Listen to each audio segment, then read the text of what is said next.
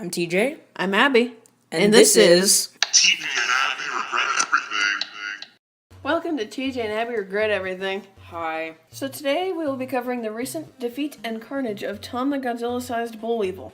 Roughly a month ago, Tom escaped from a government laboratory and began to wreak havoc on the southern state of Georgia, which has already had financial issues in the past. Our one eyewitness, Abraham Lincoln Logs, said the weevil started the average size of the rest of its species but grew quickly after. And get this, it started sucking water from the ground! At his new size, the specimen goes on a rampage, collecting and digesting water from all over Georgia. This causes a drought to quickly envelop the state, devastating the citizens. That is, until a man named George Washing Machine What are these names? stood to lead the town to victory! He and the state's people formulated a plan to beat Tom the Bullweevil. They had to give up all their cotton and feed it to him in order to absorb the water in his system.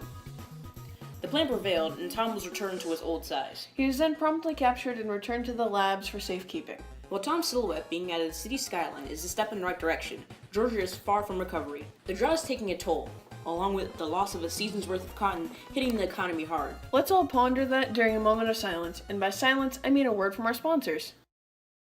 Are you old? Are you disabled? Are you unemployed? Have you lost a significant family member?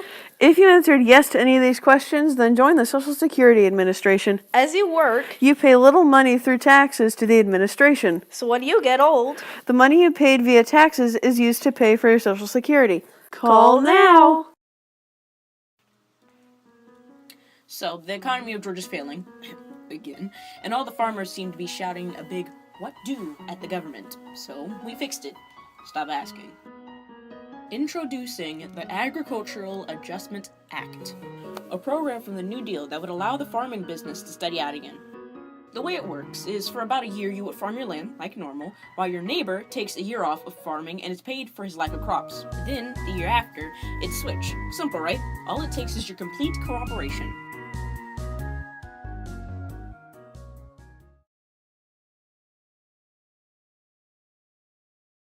Our next story pertains to the survivors of the attack from Tom the Bullweevil. Only there isn't a story because they all died. Abby, no. Abby, yes. So the survivors That don't exist. would like to have a bit of their story shared on the show.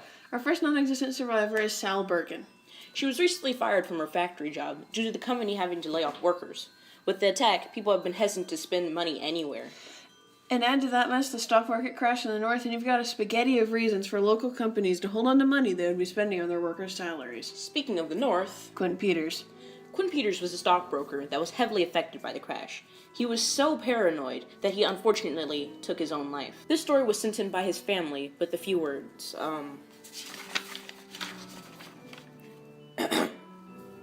Quote, Quinn was always a great man, with the best intentions for people, but before the crash, that changed. We could all see the signs. We could all see that the roller coaster that was the stock market had to come down.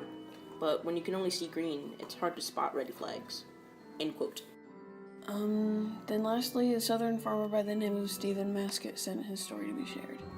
Stephen Maskett was a man heavily impacted by the drought throughout Georgia and the loss of cotton from the bollweevil. His family is suffering severely from the lack of water and income. One of his children have already fallen ill from the lack of nourishment. You okay? Yeah. This seems like a pretty good place to go to break. Here's a word from our sponsors.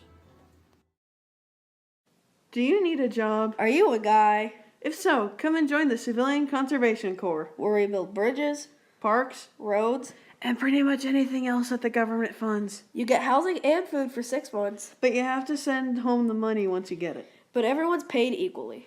78,000 Georgia men have helped, but overall, 3 million men in the U.S. have contributed. Join now. Getting a bit too hard living without electricity? Sign up for the Rural Electrification Administration, the program that's sure to light up your world.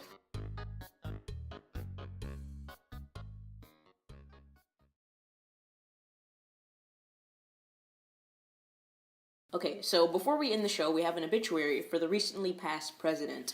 President Franklin D. Roosevelt was the 32nd president to lead our country. The following is a few words sent in by one of the listeners, voicing their fears of what's to come next.